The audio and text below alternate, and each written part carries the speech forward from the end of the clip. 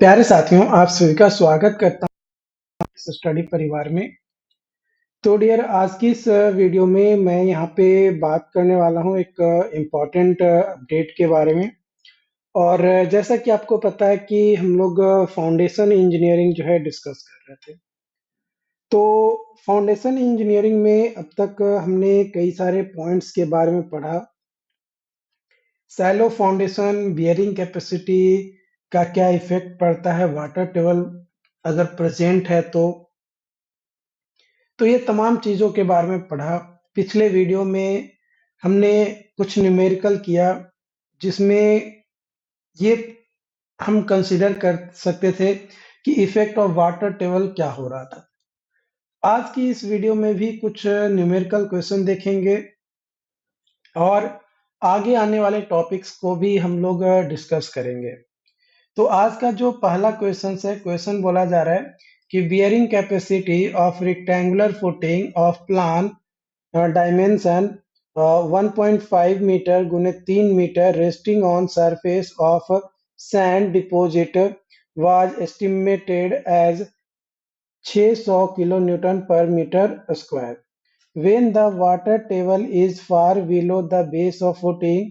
जो bearing capacity होता है वो किलो न्यूटन पर मीटर स्क्वायर में होता है when water table rises up to the depth of 3 metre 1.5 metre and 0.5 metre below the base of footing. मतलब एक स्क्वायर फुटिंग है ना, उसका डायमेंशन दिया गया है 1.5 मीटर गुने 3 मीटर। ठीक, पहले तो वाटर लेवल बहुत ही नीचे था, तो हमने कैलकुलेट किया कि जो बियरिंग कैपेसिटी होगा वो हमारा 600 किलो न्यूटन पर मीटर स्क्वायर होगा। लेकिन अगर वाटर टेबल हमारा राइज कर जाता है to the depth of 3 metre 1.5 metre and 0.5 metre below the base of footing, क्या होगा? तो देखो, ultimate bearing capacity is equal to हमारा दिया हुआ है 600 किलो न्यूटन पर मीटर स्क्वायर। तो 600 is equal to 1 plus 0.3 into B by L C N C plus sigma bar N Q plus half 1 minus 0.2 into B by L into B gamma N Y. तो हमारा देखो, जो first term है ये c is equal to 0 हो जाएगा, और second term यहाँ पे डेप्थ ऑफ फुटिंग जो है वो हमारा 0 हो जाएगा। तो ये हमारा फर्स्ट टर्म और सेकेंड टर्म 0 हो जाएगा, तो बचेगा थर्ड टर्म। तो 600 इज इक्वल टू 1/2 गुने 1 minus 0.2 into B by l का whole into b into gamma into n Y. तो देखो, gamma is equal to formula होता है 600 गुने 2 जेड, है ना, 600 गुने Z divided by 1 minus 0.2 B by L into B N Y. ठीक है, तो यहाँ पे हमारा 3 जोन आएगा, है ना। एक जोन आएगा जोन 3, जोन 2 और जोन 1। जोन 1 जो है हमारा डेप्थ ऑफ जो फुटिंग है ग्राउंड लेवल से, उससे जो डेप्थ होता है, क्योंकि डेप्थ ऑफ फुटिंग हमारा 0 है, तो जोन 1 हमारा जो है बेस ऑफ फुटिंग के ऊपर प्रेजेंट होगा। और जोन 2 जो है हमारा बेस ऑफ फुटिंग के नीचे up to the width of footing तक, मैंने विड्थ जितना है उतना ही और नीचे जाएंगे, तो वो जोन 2 आएगा। और 1.5 से भी जो नीचे होगा वो हमारा जोन 3 आएगा। तो अगर जोन 3 में हमारा वाटर टेबल प्रेजेंट है, तब तो कोई इफेक्ट हमारा नहीं होगा, यानी जो अल्टीमेट बियरिंग कैपेसिटी है 3 मीटर पे, वो 600 किलो न्यूटन पर मीटर स्क्वायर ही होगा। लेकिन अगर वाटर टेबल हमारा जोन 2 में प्रेजेंट है ना, जोन 2 में प्रेजेंट है, तो हमारा जो थर्ड टर्म है उसमें चेंजेस आएगा, है ना। जो थर्ड टर्म है उसमें हमारा चेंजेस आएगा। तो उसमें चेंजेस आने के कारण से हमारा क्या होगा, यहाँ पे मान के चलो 0.5, ये 0.5 पे है, ये हमारा जो मतलब जोन 2 है और जोन 3 के बाउंड्री पे है क्योंकि 1.5 पे है। यहाँ पे वाटर टेबल प्रेजेंट है।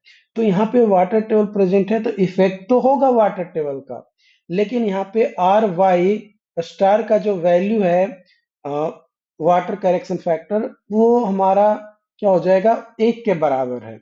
तो अगर उस वैल्यू में हम 1 से मल्टीप्लाई करें तो कोई ज्यादा चेंजेस तो होगा नहीं। तो हमारा 1.5 मीटर पे भी 600 किलोन्यूटन पर मीटर स्क्वायर आएगा एंड 0.5 मीटर पे 400 किलोन्यूटन पर मीटर स्क्वायर आएगा। कैसे आएगा वो अब देखते हैं।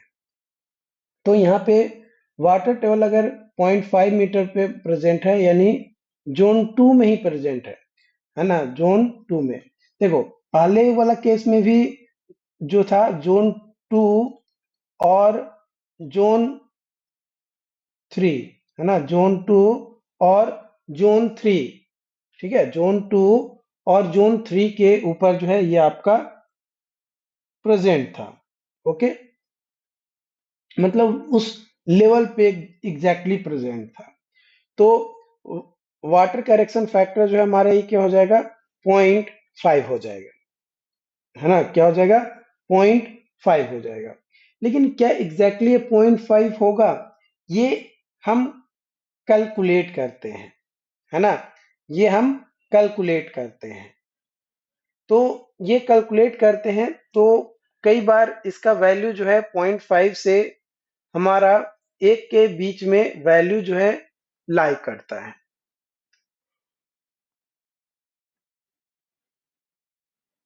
ठीक है, तो जब वैल्यू लाई करता है हमारा यहाँ पे, तो यहाँ पे देखो ये पूरा का वैल्यू यहाँ से यहाँ तक का जो वैल्यू है ये तो कांस्टेंट है, जो पहले था वह ही रहेगा। बस ये आर वाई स्टार का जो वैल्यू है वो चेंज होगा। तो इसका वैल्यू 0.5 मीटर डेप्थ पे जो कि जोन 2 में प्रेजेंट है उसके कारण से 2/3 आ जाएगा। तो 600 गुने 2/3 यानी 400 किलोमीटर पर मीटर स्क्वायर आपका आ जाएगा। देखो आर आर वाई स्टार का फॉर्मूला मैंने ऑलरेडी बताया था। अगर आपको फॉर्मूला याद है तो ठीक है, अगर आपको फॉर्मूला याद नहीं है तो आप कमेंट करके बताना पिछले वीडियो देख के कि आर वाई स्टार का जो वैल्यू है वो आपका कितना होगा। मतलब मैंने तो कैलकुलेट करके आपको बता दिया, लेकिन आप भी कैलकुलेट करके हमें बताना कि कितना वैल्यू आप कैलकुलेट कर रहे हो तो आपका देखने को मिल रहा है। ओके, उसके बाद आगे की ओर बढ़ते हैं। तो अगला अगेन एक क्वेश्चन है।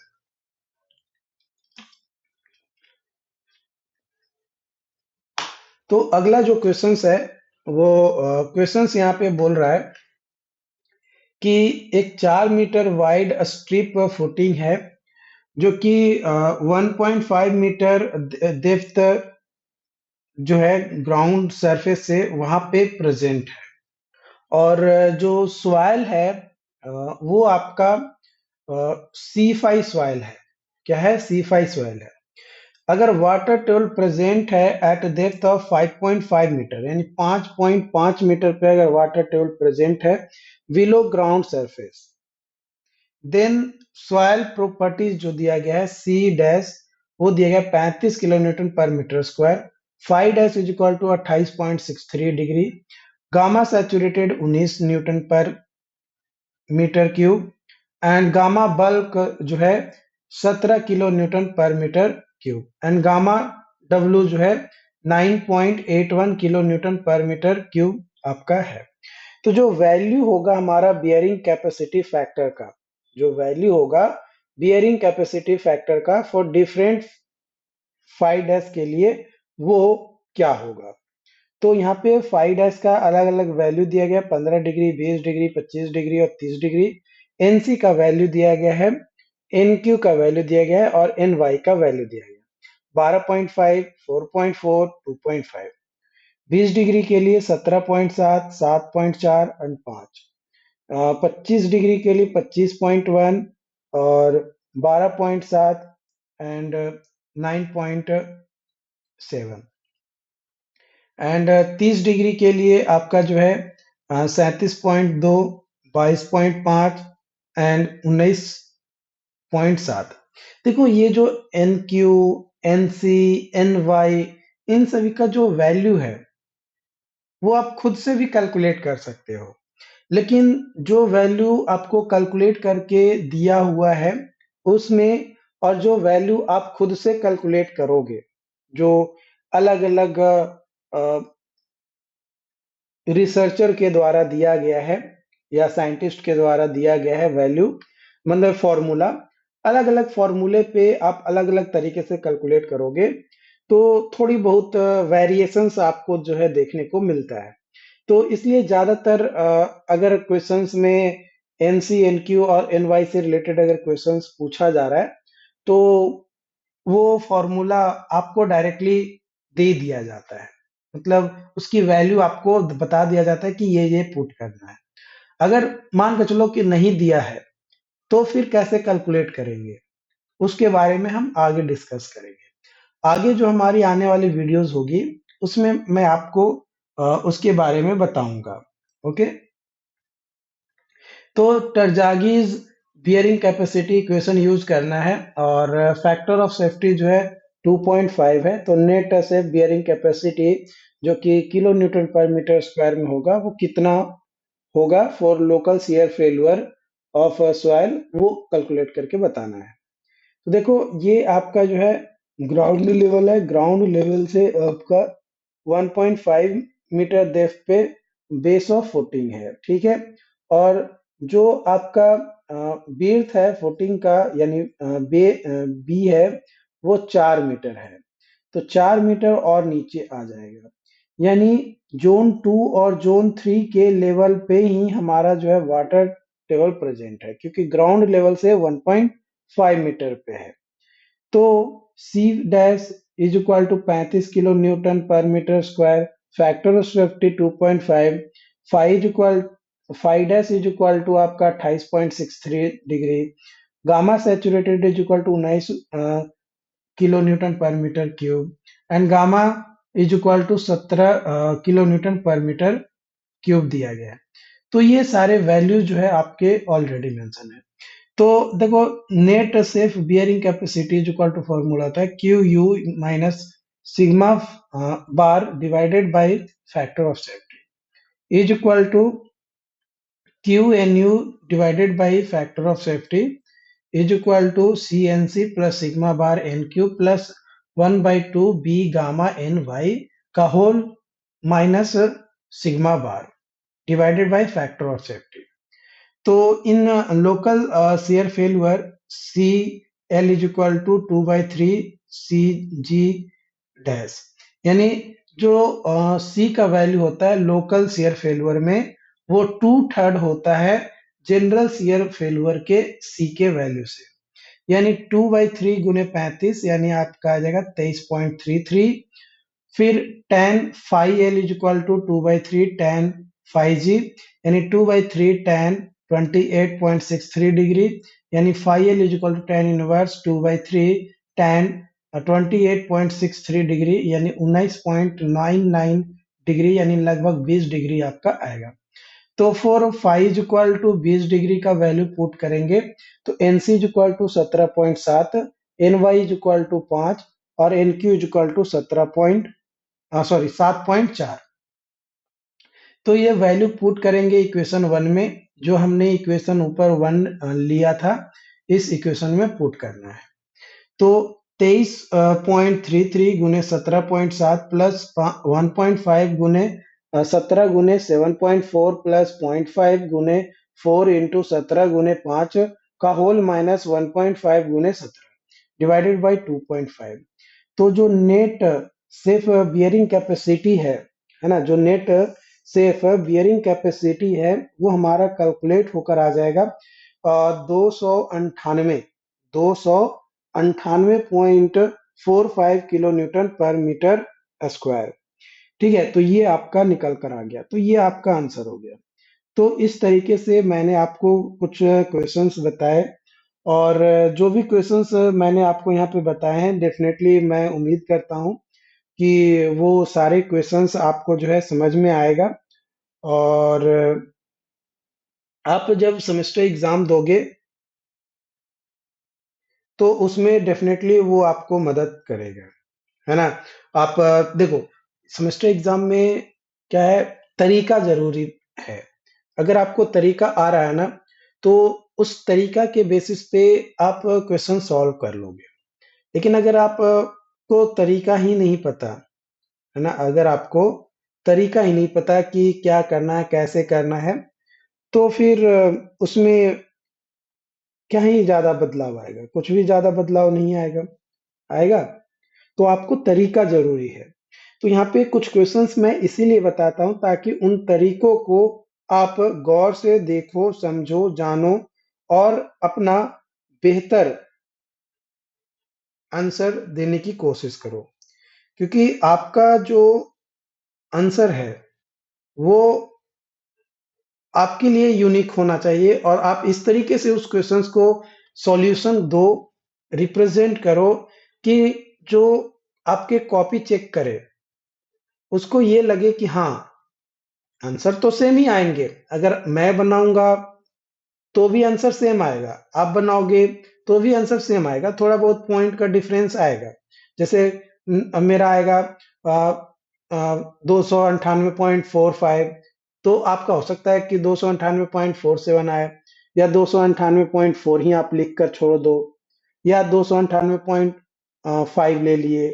तो पॉइंट के बाद थोड़ा बहुत डिफरेंस आ सकता है, ठीक है। लेकिन जो न्यूमेरिकल डाटा, जो मेन डाटा है 298, वो 298 ही रहेगा। उसमें ऐसा नहीं कि 298 की जगह पे 299 हो जाएगा, या 298 की जगह पे 290 हो जाएगा, ऐसा नहीं है। पॉइंट के बाद थोड़ा बहुत डिफरेंस आ सकता है, ठीक है। तो लेकिन प्रोसेस, आपका जो प्रोसेस होगा वो यूनिक होना चाहिए। और वो यूनिक प्रोसेस कब आएगा? वो यूनिक प्रोसेस तब आएगा जब आप ज्यादा से ज्यादा क्वेश्चन प्रैक्टिस करेंगे। क्वेश्चन जब आप ज्यादा से ज्यादा प्रैक्टिस करेंगे तो रिप्रेजेंट कैसे करना है एग्जाम्स में, वो आपको आइडिया मिल पाएगा। वो आपको आइडिया मिल पाएगा कि आपको क्वेश्चंस को रिप्रेजेंट किस आधार पे करना है। ओके, चलिए अगला जो पॉइंट हम लोग समझेंगे वो है अपना अस्केम्पटेंस एनालिसिस। अस्केम्पटेंस एनालिसिस क्या कहता है कि जो नेट अल्टीमेट बियरिंग कैपेसिटी है फ्रिक्शनलेस सॉइल यानी क्ले सॉइल पे, उस कंडीशंस में net ultimate bearing capacity is equal to CNC हो जाएगा। जहां पे क्ले के लिए N Q is equal to 1 और N Y is equal to 0 होता है। तो एनसी जो है वो अस्केम्पटेंस बियरिंग कैपेसिटी फैक्टर है। एनसी जो है अस्केम्पटेंस बियरिंग कैपेसिटी फैक्टर है, जो कि डिपेंड करता है आपका depth of footing to the width of footing के रेशियो के ऊपर।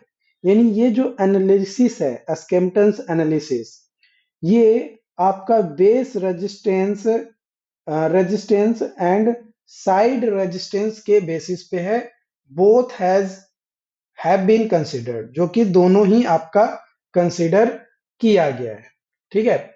तो केस वन, अगर हमारा डेप्थ ऑफ फुटिंग और विड्थ ऑफ फुटिंग का जो रेशियो है वो 0 होता है, तो स्क्वायर फुटिंग या रेक्टेंगुलर फुटिंग या सर्कुलर फुटिंग या राफ्ट फुटिंग के लिए एनसी का वैल्यू 6 होगा, और स्ट्रिप फुटिंग में एनसी का वैल्यू जो है आपका 5 होगा, अगर स्ट्रिप फुटिंग है तो।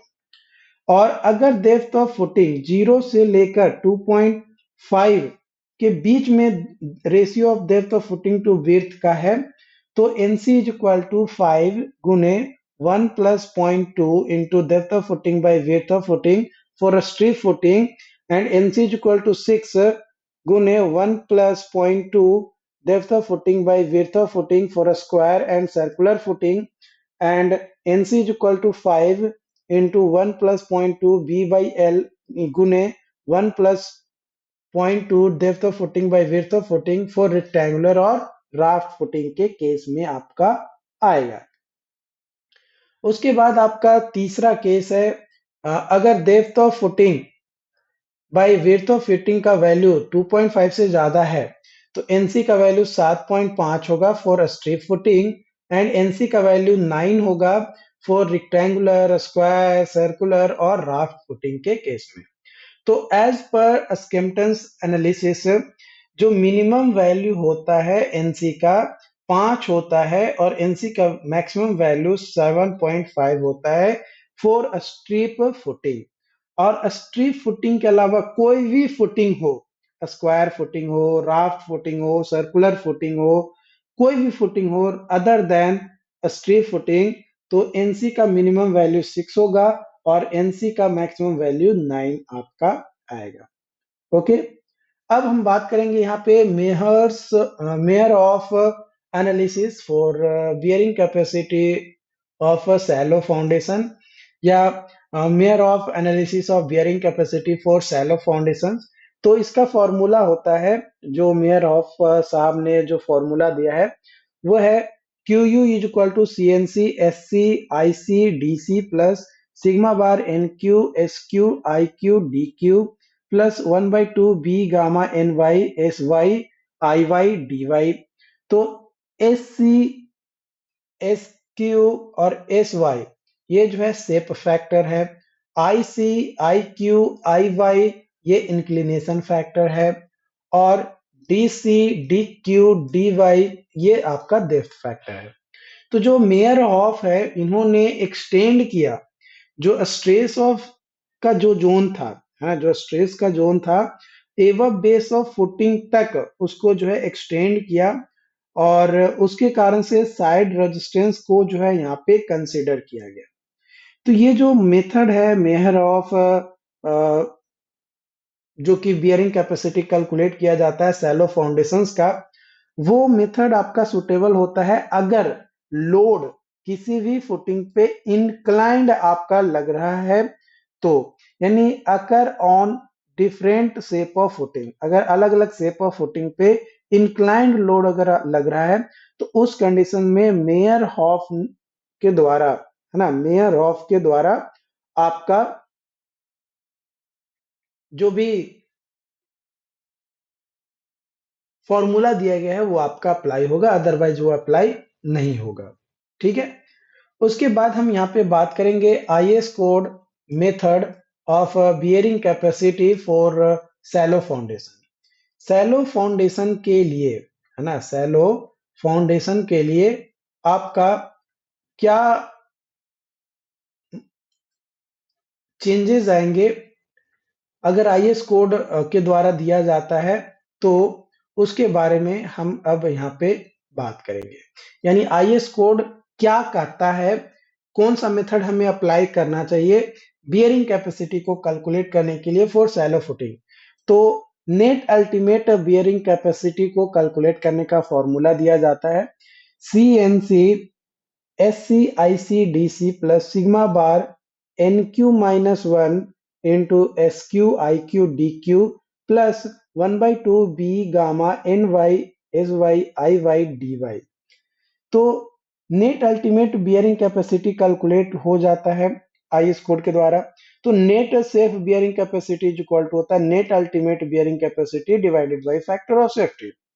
तो safe bearing capacity is equal to आ जाएगा net safe bearing capacity plus sigma bar, यानी ओवरबर्डन प्रेशर जो कि किलो न्यूटन पर मीटर स्क्वायर में होगा। सेफ लोड, सेफ लोड का फॉर्मूला होता है सेफ बियरिंग कैपेसिटी गुने एरिया ऑफ फुटिंग। ये जो फॉर्मूला है ये आपका वर्टिकल लोड और नो इसेंट्रिसिटी इन लोड, माने लोड में किसी तरीके का कोई इसेंट्रिसिटी नहीं है, तब जाकर ये फॉर्मूला आपका अप्लाई होगा सेफ लोड का। अगर इसेंट्रिसिटी का इफेक्ट है तो इसेंट्रिसिटी में आपका होता है क्या है कि ये आपका मेन वर्टिकल एक्सिस है जहां पे लोड आपका लगेगा, ठीक पी, लेकिन यहाँ पे लोड ना लगकर या तो एक्स एक्सिस में चला जाए या तो वाई एक्सिस में चला जाए, तो है ना, यहाँ से मतलब आपका ये आपका वाई एक्सिस हो गया ई वाई और ये जो है आपका ये जो डिस्टेंस है वो हो गया ई एक्स। तो मान के चलो कहीं पे यहाँ पे आपका लोड लग रहा है ना, यानी जो वर्टिकलिटी सेंटर होगा वहां से कुछ दूरी पे आपका अगर लोड लग रहा है तो वो आपका जो है इस एंट्रिसिटी का इफेक्ट आएगा। तो अगर हमारा पहला केस दिया गया है कि टू वे इसेंट्रिसिटी है, अगर टू वे इसेंट्रिसिटी है जो कि आपका कहीं ना कहीं यहाँ पे आपका है, मान कर चलो कि फ्री लोड यहाँ पे लग रहा है, तो ये आपका ई एक्स हो गया और ये जो है ई वाई हो गया। तो ये जो डिस्टेंस है ई एक्स, ये वाला, ये डिस्टेंस है B by two minus E X, और ये डिस्टेंस है आपका V by two minus E X. और यहाँ से ये जो डिस्टेंस है ये आपका L by two E Y, और अगेन नीचे जो है आपका L by two E Y, L by two minus E Y. तो जो रिड्यूस्ड एरिया हो जाएगा वो हो जाएगा B minus two E X गुने L minus two E Y.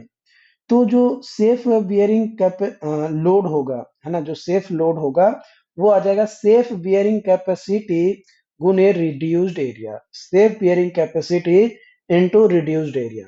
तो रिड्यूस्ड एरिया आपका क्या हो गया, B minus two E X गुने L minus two E by, ये आपका रिड्यूस्ड एरिया जो है निकल कर आ जाएगा। तो इस तरीके से जो है आप यहाँ पे कैलकुलेट कर सकते हो।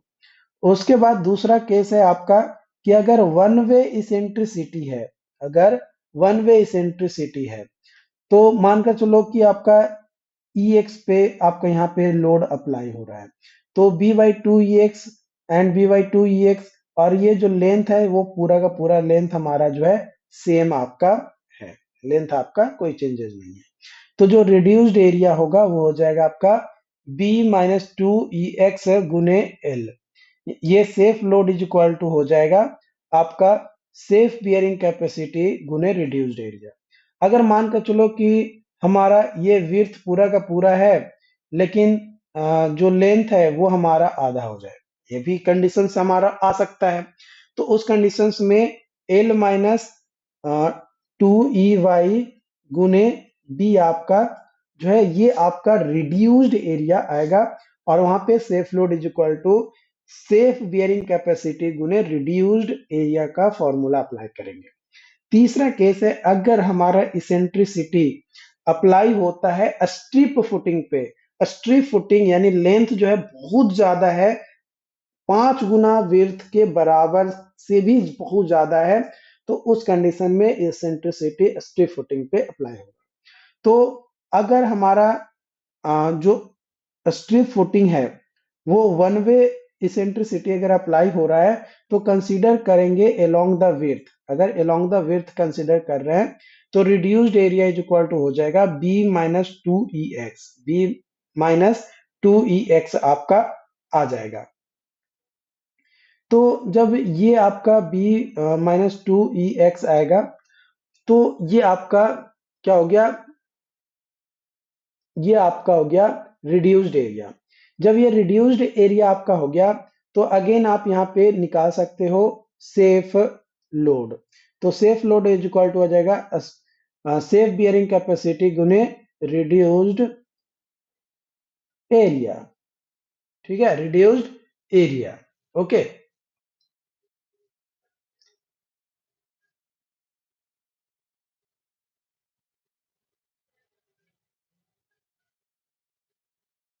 अब यहाँ पे हम बात करेंगे आईएस कोड जो मेथड है जिसके बारे में आपको मैंने यहाँ पे बताया, तो लेकिन वो बस एक जनरल फॉर्मूला मैंने आपको बताया नेट अल्टीमेट बियरिंग कैपेसिटी का। लेकिन अगर हमारा वाटर टेबल का इफेक्ट आता है तो क्या चेंजेस आएंगे, वाटर टेबल का अगर इफेक्ट आता है तो जो नेट अल्टीमेट बियरिंग कैपेसिटी हम निकाल रहे थे उसमें क्या चेंजेस आएगा वो देखो। तो अगर हमारा water table correction factor apply हो रहा है, इसका मतलब कि थर्ड टर्म में हमारा चेंजेस आएगा, किसमें, थर्ड टर्म में हमारा चेंजेस आएगा, और वो थर्ड टर्म में वाटर करेक्शन फैक्टर अप्लाई होगा। तो water correction factor W star है यहाँ पे, तो W star is equal to formula होता है 0.5 इंटू 1+Z/B, ये आपका फॉर्मूला होता है। जैसे हम लोग टरजागीज में जब वाटर करेक्शन फैक्टर अप्लाई कर रहे थे तो आर वाई स्टार का अप्लाई कर रहे थे, जो कि 0.5 गुने 1+Z/B आपका था, सेम चीजें यहाँ पे भी आपका है, लेकिन यहाँ पे बस जो रिप्रेजेंटेशन का तरीका है वो चेंज हो गया है। बाकी जो फॉर्मूलेज हैं, यानी फर्स्ट टर्म सेकंड टर्म, वो सेम टू सेम है, उसमें कोई चेंजेस नहीं होगा, चाहे वाटर टेबल का इफेक्ट आए या वाटर टेबल का इफेक्ट ना आए। ठीक है। तो फाई जो है वो इंटरनल फ्रिक्शन एंगल और अल्फा जो है इंक्लिनेशन वैल्यू को रिप्रेजेंट करता है। तो यहाँ पे जोन 1, जोन 2 और जोन 3 अगेन जो था, तो अगेन जो वाटर करेक्शन का जो वैल्यू है वो आपका 0.5 से लेकर 1 के बीच में आपका लाई करता है। अगर वाटर टेबल आपका जोन 2 में कहीं ना कहीं प्रेजेंट है, तो अ, जो बेस ऑफ फुटिंग से वाटर टेबल प्रेजेंट है वो डिस्टेंस जेड होता है, और जो बाकी नीचे का डिस्टेंस बच गया वो, मतलब वो, या फिर कह सकते हैं कि टोटल जो विड्थ है होता है बे आपका फुटिंग का, वो लेकर चलते हैं। तो जेड बाई बी लेकर चलते हैं +1, और गुने कर देते हैं 0.5 से। तो ये हमारा जो है वाटर करेक्शन फैक्टर जो है निकल कर आ जाता है। क्या निकल कर आ जाता है? वाटर करेक्शन फैक्टर जो है आपका निकल कर आ जाता है। ठीक है।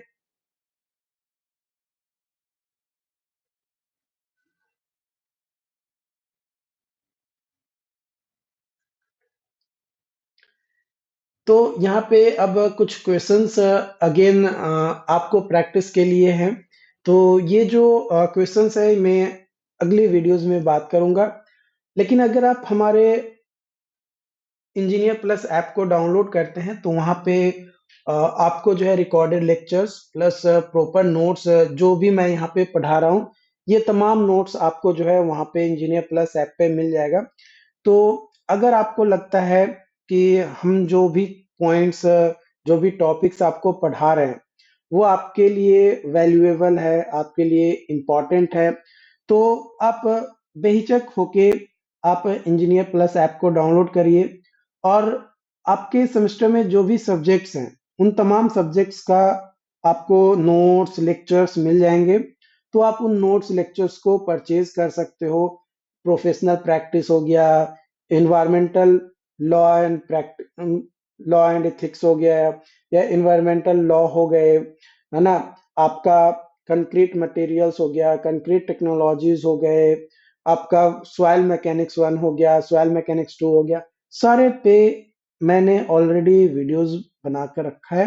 आप बस इंजीनियर प्लस ऐप को डाउनलोड करो, वहां से आप प्राप्त कर सकते हो।